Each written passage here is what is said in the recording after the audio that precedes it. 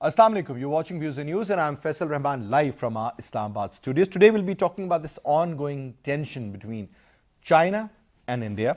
And interestingly, for the first time during the last 45 years, it has been reported that bullets were fired on the line of actual control. Now, this is something which is really brewing up, and God knows where it is going to lead. But it seems that if this thing escalates, the issue further progresses, it is going to lead to at least a short or maybe a medium level, I would say, a conflict, armed conflict. An armed conflict means that most likely the way the Indians are behaving, it could trigger further into a full-fledged war. Now, this is something which one has to avoid. Though during the meeting between the Indian Defense Minister Rajnath Singh and the Chinese counterpart in Moscow, and they discussed in detail, but eventually the Chinese did tell the Indian counterpart that currently whatever is happening out there is to be seen in a larger context, and at the same time Indians should behave, because when it comes to the violation of the LAC, is the Indian aggression, and that is something to be taken care of. Similarly, in another very interesting sort of some comments issued by none other than the foreign minister, the ex-foreign minister, or the external affairs minister as they call it in India, and also the finance minister during the time when Mr. Vajpayee was in power, the government was also of BJP. He in fact said that currently whatever is happening in India is something that the BJP is actually towing a certain line. And this is not the line which was given by the BJP leaders such as Vajpayee Saab for that matter. He says this current Narendra Modi's stance is something which is very different, in fact poles apart from the concept which the earlier leaders gave.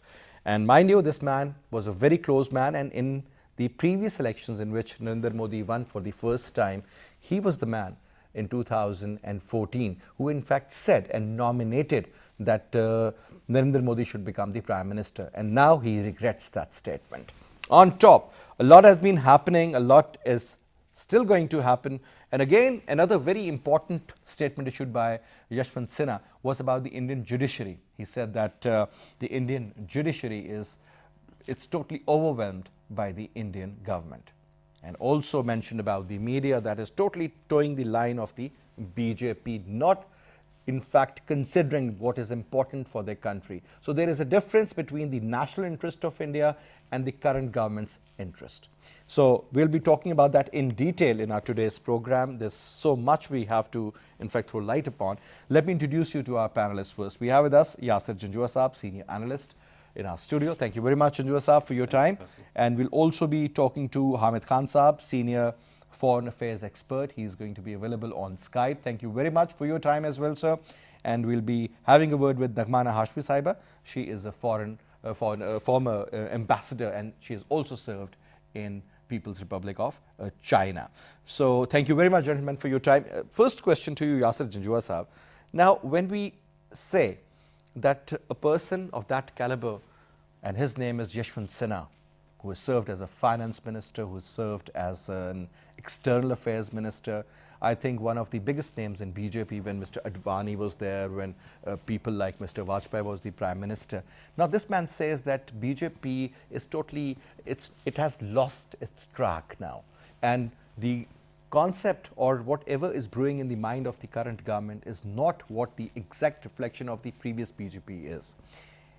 He blamed the media for towing the line of BJP. He also blamed the Indian judiciary for being so subservient to the current government rather than being open and straight. And now he believes that this thing could lead to an absolute disaster, because there is a direct conflict between the national interest of India and the government's interest. I mean, when we talk about the government, the current BJP government. Your take, sir. Thank you, Faisal. My take on this is, when you look at the BJP transformation where it is today, you talk about Atal Bihari Vajpayee Saab. He was one of those saner elements in the Indian political circles and in BJP. LK Advanis. These guys are missing in India today. Now, the radical elements within the BJP have come up. Narendra Modi, the murderer of Gujarat, who until he became the Prime Minister of India was not even allowed to enter the United States. This is the state of affairs. He becomes the Prime Minister of India. He openly confessed his involvement in the 1971 East Pakistan when he was involved with Mukti Bahani. And the likes of Yogi I admitted that Adityanath. in Dhaka University during the visit, yes. Yogi Adityanath. So these are the kind of people now who represent BJP. So do you think this BJP is the BJP of the yesteryears? No. This is the Hindutva agenda of BJP that is being promoted by these fascists and these extremists. So we cannot expect any good from them. People like Yashwant Sinha are right in saying that this is not the BJP that he knew of, because this BJP is actually taking India down. If you've been following the events, in 2018, in March of 2018, Indian GDP stood at 8.2%. Now the growth rate has come down to 3.1%. What has gone wrong with India? Consistent decline since 2016. It And- was 8.2% in 2016. Yes. Constant decline. So now. what you see now is a constant decline in Indian economy because of this extremist agenda. 24% the Indian economy has lost, and not because of COVID. Just before COVID, they had already lost 24%. After COVID, what has happened is everyone's guess, And today, we find that India has come at number 2 position in terms of COVID, the highest number of COVID cases in a day, 90,000. It has crossed Brazil. Why? Because the Indian government is not working for the welfare of the people. It's not doing the things which a government should be doing to curtail the pandemic. You see the example of Pakistan, which has been praised by the world leaders and international opinion makers like Bill Gates, because we've done a great job in curtailing. Now, India, on the other hand, at the peak of this time, they are fighting with China in Ladakh. Rather than concentrating on things at home, they're fighting with China. So these extremists like Narendra Modi, they're actually going to be the last nail in Indian coffin. And what they did last year on the 5th of August 2019 by declaring Kashmir and Ladakh as union territories, that was it. Now you can see India going down slowly and slowly. I mean, this is what has happened over a period of time. This is the fallout factor. And initially, Pakistan was in fact raising this point in this particular issue of 370 and 35A on almost every forum. But now I think this is going to be of prime significance. Now, sir, let me also bring in Hamid Khan Saab in the conversation. Hamid Khan Saab, your take on the current situation on the border, or the LSC as they call it, in Ladakh. Now, there have been claims that after 75 years, after 45 years, this is the first time that the bullets have been fired from both the sides. This is what the Indians are claiming. And now this thing could escalate into anything. It could, because the Indian army is a trigger-happy army, as we all know. But they should also remember that they are against the Chinese this time. Giving certain statements on the television or on other social media doesn't mean that India has acquired that kind of a power. Do you believe that the Indians actually believe, the current government, that they will be getting a lot of support from the Europe and the Americans, primarily from the Western world, if there is a conflict between India and China, as the Western world, along with the Indians, they have a common ground where they really want to contain China? Your take, sir. Thank you very much, Faisal. Before going to your question, I would like to say one thing, that, the Yashwant Sinha's, remarks you mentioned. The good job is that Yashwant Sinha is not a Muslim. Otherwise, he have been awarded as the agent of ISI, and they would have told him to go Pakistan if this kind of statement would have come from Asaduddin Owaisi or any Muslim representative from India. So this is their typical media, what they do. And secondly, I mean, the points which Yashwant Sinha has raised are absolutely true.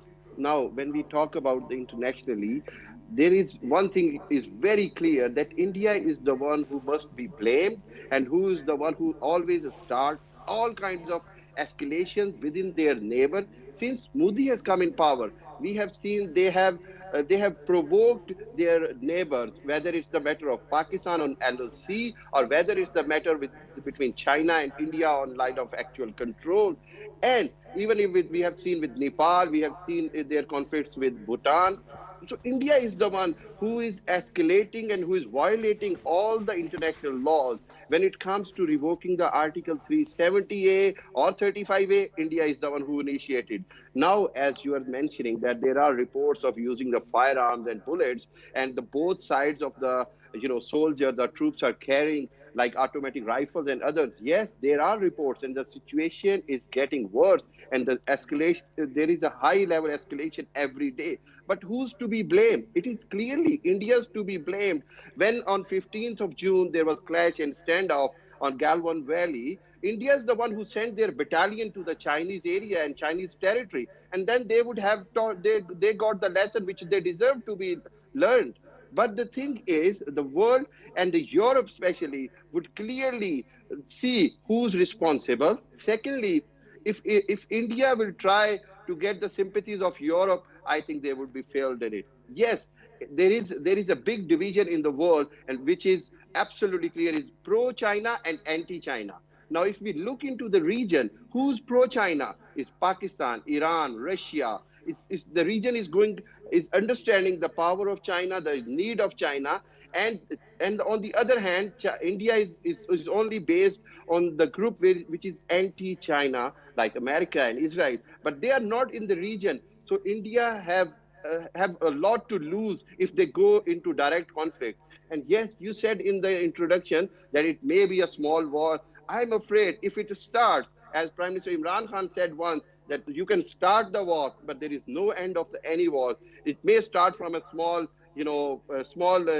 conflict, but it can lead to anything. The only thing we need to understand, and especially I would say again, that India doesn't need enemies. While they have the Prime Minister like Narendra Modi, while they have other extremist elements there who are only following RSS ideology, who only wants to make India as only a Hindutva or Hindu nation, which has demolished the impression of secular India. I mean, it was always never a secular India. I always believe whether it was Congress government, whether it was BJP's government, Muslims have been oppressed in India, but they were having a kind of a fake picture in the world that we are secular and we are letting the other minorities live. But what they did after citizen amendment bill in India, what they did after revocation of Article 370, what they did by introducing the domicile law, and lately they tried, as I said in the article as well, they tried to force the Kashmiris to learn the Hindi language. What kind of democracy it is? What kind of human rights are there? And one thing we need to understand that Europe, especially in Europe and UK, because UK is out of Europe now, we need to consider entire region. They are always considering two factors. One, human rights. Secondly, yes, you're right. There is so much interest of China involved with Europe and Europe with China, vice versa, that they will not take the side of India now. Even if it comes between China and America, if Europe has to choose between China and America, Faisal, I'm telling you that Europe will choose China. They will not go towards President Trump's America. They will prefer to choose China, because they have seen that China is getting more power. China is the emerging power all over the world. They will be all right. I'll get back to you on that, sir. Let me also include Ambassador Nagmana in the conversation. Assalamu alaikum ji. Ambassador Saiba, can you hear me? Hello? Yes, I can hear you. Can you hear me? Yeah, it's pretty clear, ji. Thank you so much. Now, ma'am, there's a question for you regarding this conflict between India and China. The point is that the Indian domestic political calculations, I mean, do you really believe they are correct? And if they are not correct, what exactly do they have in their mind which makes them think that they can opt for 2.5 front war, as their military leaders say? They believe that they can counter China, they can look after Pakistan, and the half is regarding the Indian illegally occupied Jammu and Kashmir. Your take, ma'am? Well, thank you very much. I think it's a very important question that you have asked. My personal opinion is that I think India's what confidence is a little misplaced, and I think their confidence in the powers that think who might support them is also a little misplaced. Now, coming to the facts, I think the Indian public, the Indian politicians, and more particularly the Indian army has actually never really sort of given up on taking the revenge from China for the 1962 defeat. It is ingrained in their psyche that they want to take revenge from the Chinese for the very, very humiliating defeat that they faced in 1962. They now feel that their army is strong enough, they are economically or politically maybe strong enough to take on China, but they don't realize that this is not the China of 1962. Their army, PLA, is very clear that they are in full control of the situation, and no matter how a war is fought, the PLA has absolute certainty of defeating the Indians. As you have seen, this is a conflict that has been going on since April in varying degrees of intensity. And if you look at the attitude, both political and military attitude and responses of the two sides, you see that the provocation has been coming from the Indians. And China is very clear. I have just returned from China, and China is very clear that if they want to take on the Indians, they can very easily do so.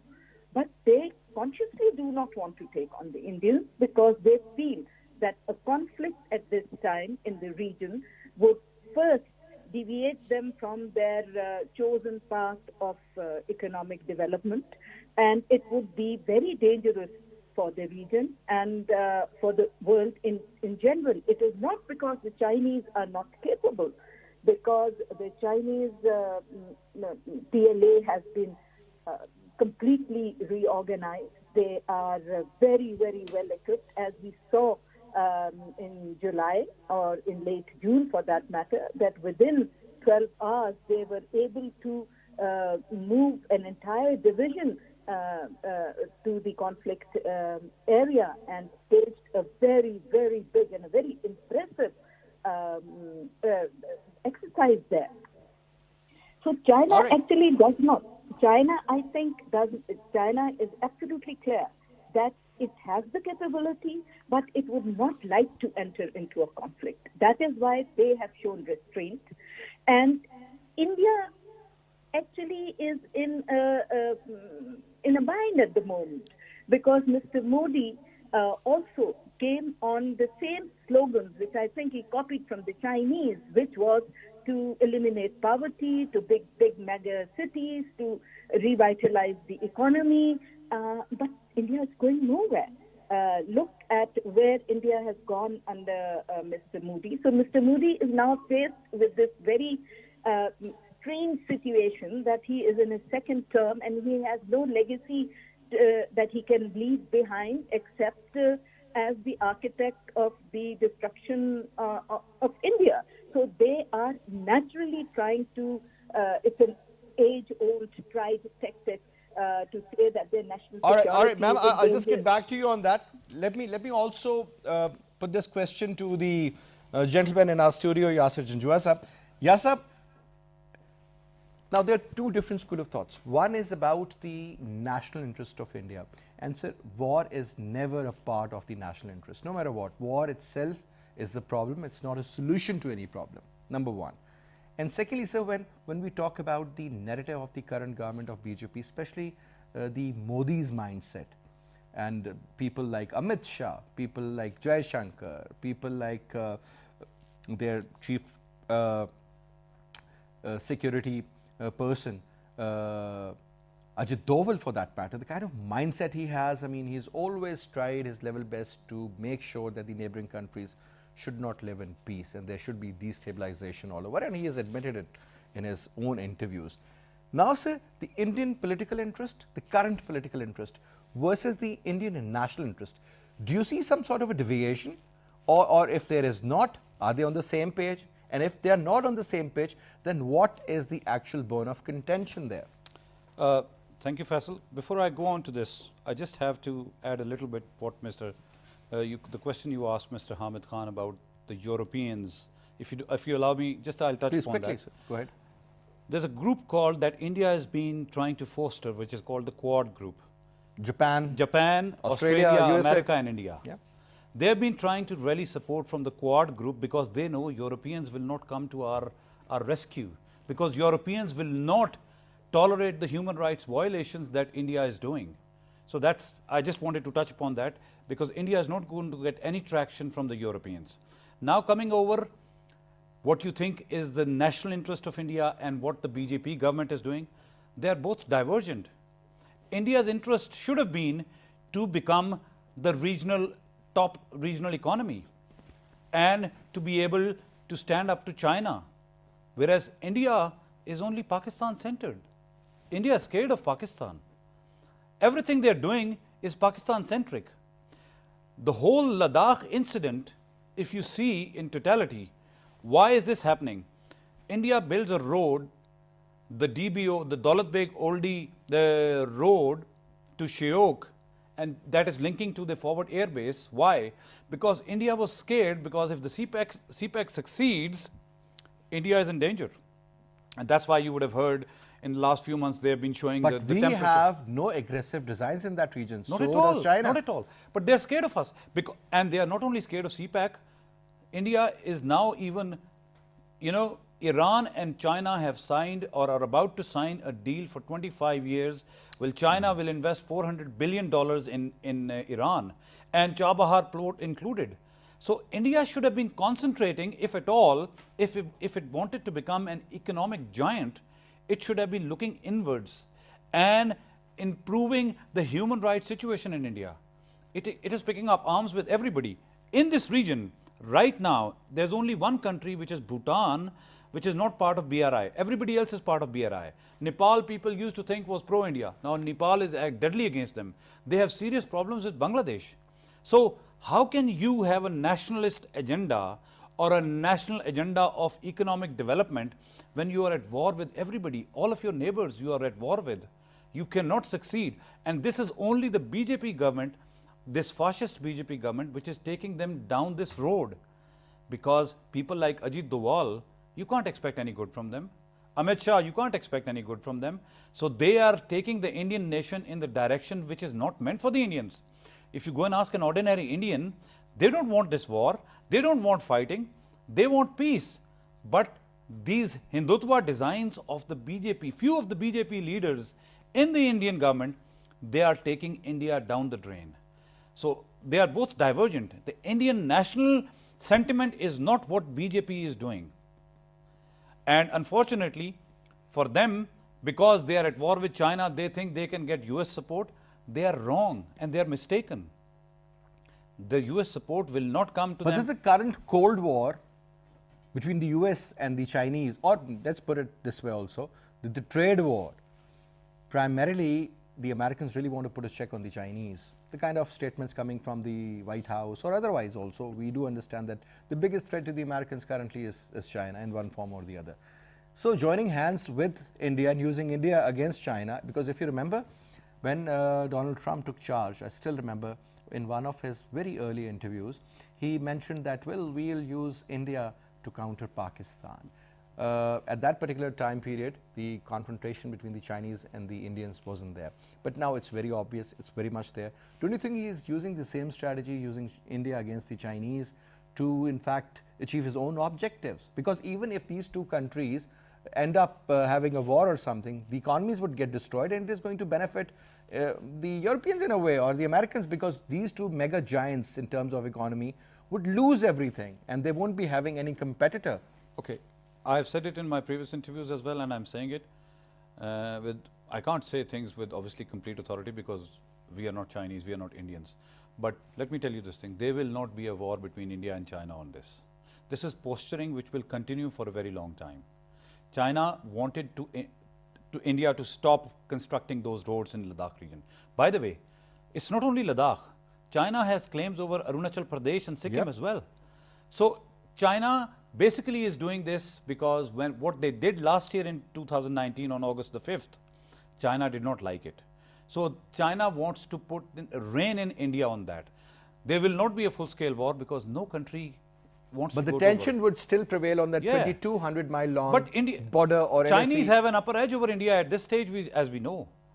Chinese have taken over the territory from India, and what has India done? Now what the India Indian- claims that they have taken back 2 mountains. No, that's wrong. This is Indian propaganda. Now, what few days ago, what India has done wrong is, in 45 years, for the first time, a bullet has been fired. So India thinks that the Americans will come and stand with it. Sorry, sir, they will not. India will have to fight it. If at all there is a war, which is not going to be, India will have to fight it itself.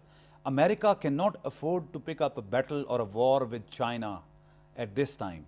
Especially in the election year, it will be a futile mistake for Donald Trump to go into a war with China. He is too close to his election. He doesn't want to do anything. That's why he's just offered, I can mediate between China and India. I Do you can think- help in diffusing the situation here. do you think Chinese are waiting for his help, or do you think Chinese are going to welcome his help? No, they're not. They're too good for themselves, and they're too strong to handle the situation themselves. They don't need American help. India is mistaken. India should have realized, and we have, forget about me and forget about others. There's a very, very learned Indian scholar, Praveen Sawhney. He's been saying it again and again and again, that it is not in the interest of India to go at war or to be an adversary with China and Pakistan. He's been talking about trilateral cooperation between the three countries. Why can't Indians become this good that we all start living peacefully? And the Indian BJP government does not realize this thing, that trilateral cooperation is the key to success of this region. Look at the abject poverty in India, and they are trying to fight with their neighbors. They should look inwards. They are having a conflict with almost every single neighbor around them. Exactly. Whether you talk about Nepal, you talk about Sri Lanka, you talk about even Bangladesh. Bangladesh, they have Pakistan, serious China, problems with absolutely. Bangladesh now. Now, moving on, let me put a question to you here, Hamid Khan Saab. You know, this concept of Akhand Bharat or the Greater India, primarily it seems that that particular concept still prevails in the mind of Narendra Modi, the expansion plan. Now, this is something where the establishment of India also comes in, and maybe they are either miscalculating regarding the Euro-American help, or maybe they are right in a way that since most of these countries are trying to put a check on the Chinese, so all the concepts merge together and become one when it comes to fighting against the Chinese.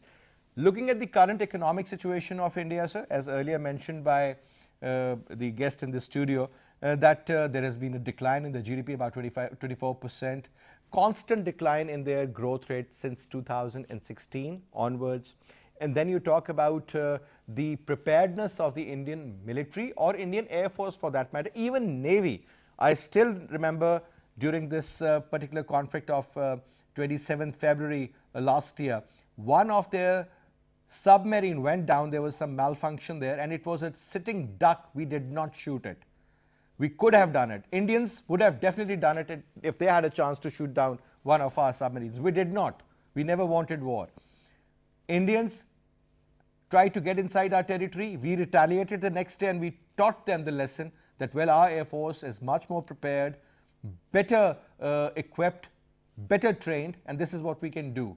And they were talking about obtaining Rafales and S-400 missile system and so forth, getting more Su-30s, MKIs from Russia, and then MiG-29s of the new versions. Most likely they'll be getting MiG-35s, I guess. And then acquiring equipment from France and from USA and elsewhere, from left, right, and center, let me put it this way. I mean, what exactly is that supposed to mean? That they have some sort of a go-ahead from the Western powers? And if not, what exactly do they want to achieve? Because when it comes to the ground reality, the Chinese have a very, very, very a strong upper hand? Yeah, thank you very much, Faisal.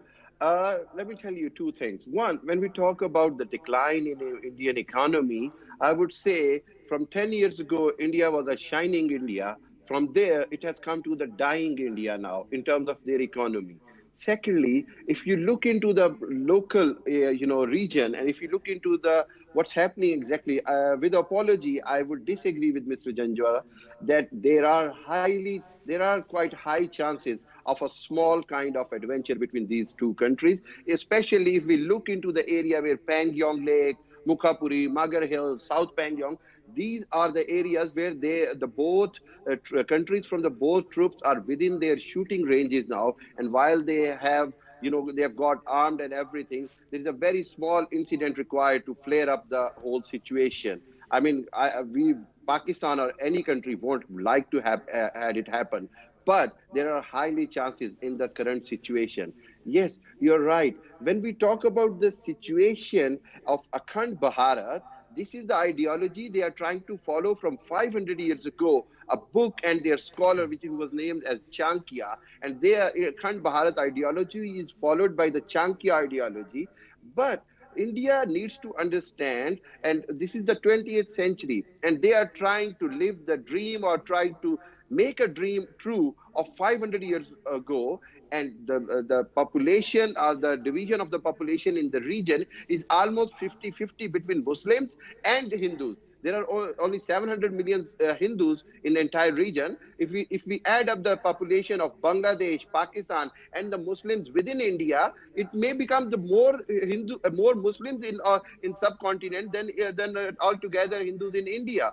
So it is out of question. Yes, advisors like Ajit Doval and the Amit Shah, they are bringing the India literally to the dying stage. We will see that India, what do they call, Modi, will be remembered as the Gorbachev of India. I'm telling you that there is nothing's going to happen but having more countries emerging from India. There will be destruction of India, not because of the neighbor, because of themselves, because of Modi and RSS ideology and Hindutva ideology they are trying to force. And Indian media is the biggest, after the Indian government, Indian media is itself biggest responsible for all that, whether it comes to escalating the situations between the neighbor, whether it comes to the escalating the situations on the borders, or whether it comes to the reporting about the incidents happening in Kashmir, incidents happening, violation happening all over Jammu and Kashmir, or incidents happening within India against Muslim minorities. Let me tell you one thing. As we know that this is a modern world, there is a limit you can do the human rights violations. You cannot keep using the pellet guns. You cannot keep violating all the basic human rights. You cannot, you if you think that by stopping the internet or by stopping the communication means you will be able to, hostile a country for a long time. No, there is no question. And yes, Chinese army and China is very clear to taught them a lesson.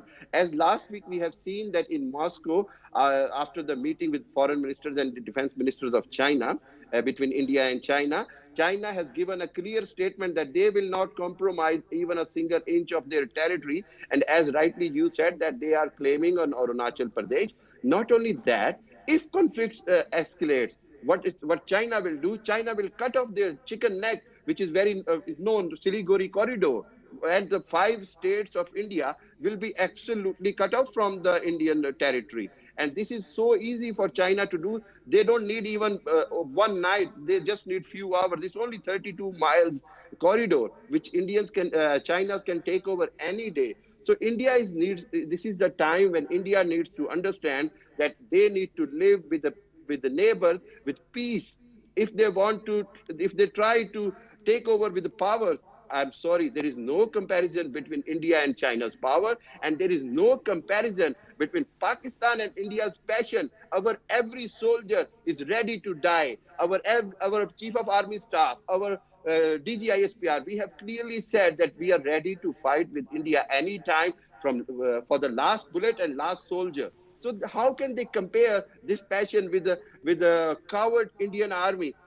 As you have rightly said, that the way we taught them lesson last year, but we ended up offering them a fantastic tea. But this was the first time. I don't think so. We will repeat this again because they think that we will do it again. No, we will taught them a lesson, and I think there will be no fantastic tea from us this time. So this Absolutely, is the sir. time. Absolutely. Yeah, this is the time when India needs to understand that they need to live in a harmony with the neighbor. They All right. cannot escalate the situation. Hamid Saab, a quick comment from Janjua Saab from the studio. Ahmed Saab, with due respect, you have all the right to your opinion.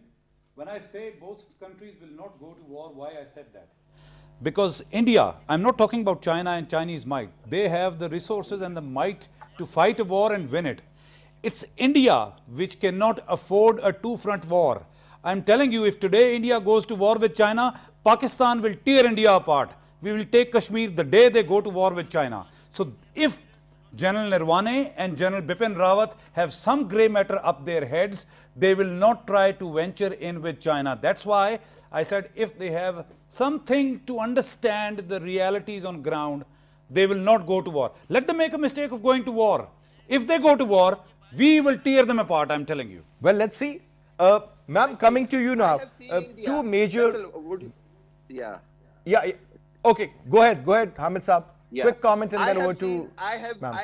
I have officially visited India in 2006, and the India of 2006 was such a friendly India that it was literally flourishing economy. I agreed, but now India under this Bapan Rawat and this general, they really don't have brain. They are insane people. They think that they can take over the world, and yes, I believe that in some way in back of the mind they are thinking that America will come to help them. No, this time it will not happen. America is, it's always in the interest of America to have weakened countries, even if it's a war between Exactly. China and Americans' India. interest is only when they have their own interest.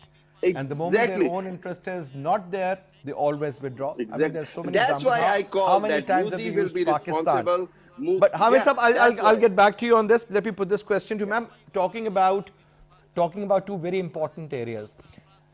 There was a time when the institutions of India, they used to be looked up to. And I still remember we always used to give examples of the Indian Election Commission during the election that, look at the way Yeah. they work, and we should do the same. We used to talk about the Indian judiciary, top judiciary I'm talking about. We used to always look up to the Indian media, not the news, but general, like movies and otherwise. Now, what has happened over a period of time is that the Indian media, whether in the form of the news and current affairs or even their film industry, very Pakistan centric, and they want to show and promote India as if India is one of the countries in the world that has ruled and that has taken over. Second is about the Indian judiciary, ma'am. Under such influence by the current government, look at the decisions regarding the mosque, Babri Mosque, I'm Not talking Babri about. Mosque, yeah. Exactly. And then on top, their own former leaders are practically saying that our institutions, they've been corrupted by design. So whenever the institution of any country, I mean, they're being, taken for granted, what is left? Your take, ma'am. Oh, well, again, that's another very interesting question. And if you sort of reflect on what India used to say about Pakistan, only a few years ago was that Pakistan is very India-centric, that Pakistani institutions are weak, and that Pakistani democracy is not stable. It has just boomeranged on them in a very big way. And it just took the election of one fascist gentleman as prime minister, and that is Mr. Modi. So you're very right when you say that India actually is collapsing on itself.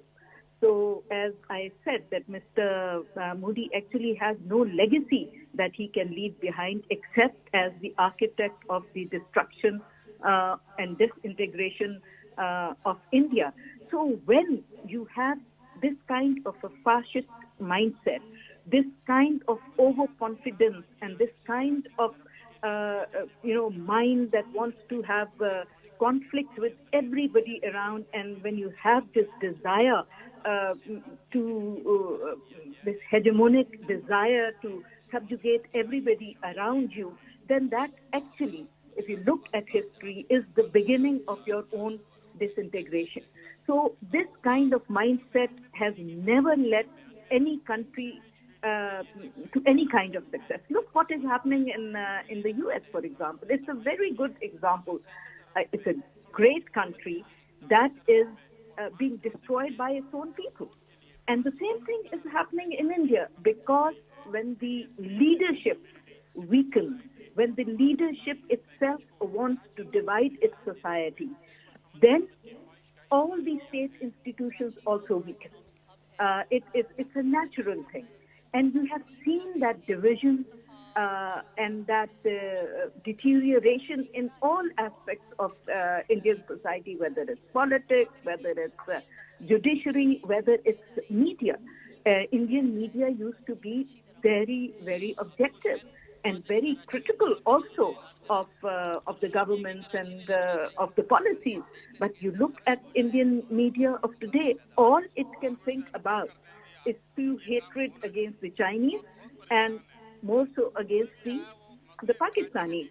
So when this kind of leadership comes in any country, it just does not destroy the politics of the economy. It destroys and seeps through every aspect of society, of culture, of institutions. So what would you expect? This is the result of their own making. While the other countries, you look at China. China today, and I agree with my colleagues, there is absolutely no chance of a Sino-Indian war, not because the Indians don't want it.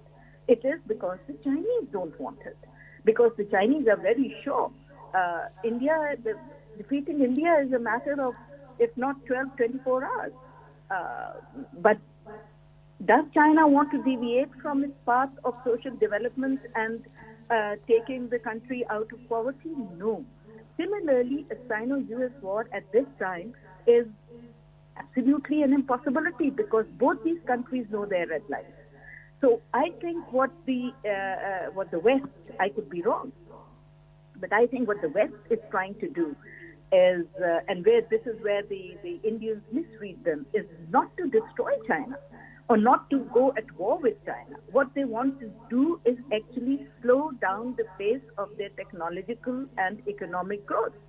Because right now, if you talk of, let's see, even 5G technology, then it's a fact that the US is at least 3 to 4 years behind China.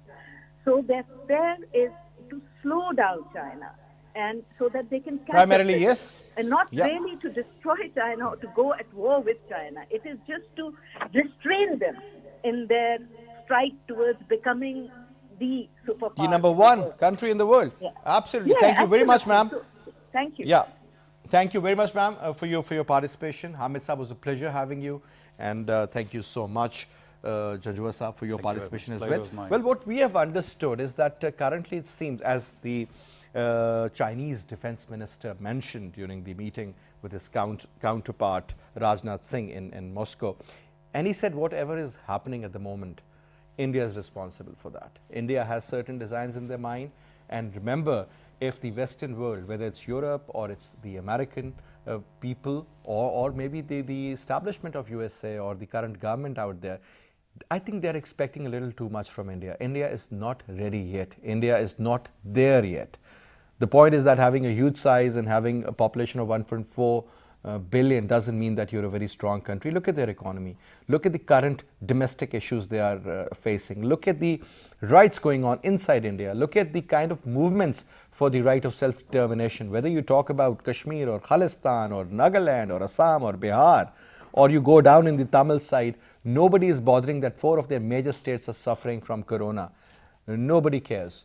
And especially when we talk about the southern tail of India, it is very obvious that those people do not have any say in the main decision-making processes that are taking place in New Delhi. So there is a different chunk that is the primary decision-making body in India, and all the decisions they are currently taking are absolutely wrong, leading to a problem. I don't think once it is started, it is never going to be controlled or contained. Anyway, I'll see you tomorrow. Till then, you take good care. Khuda Hafiz.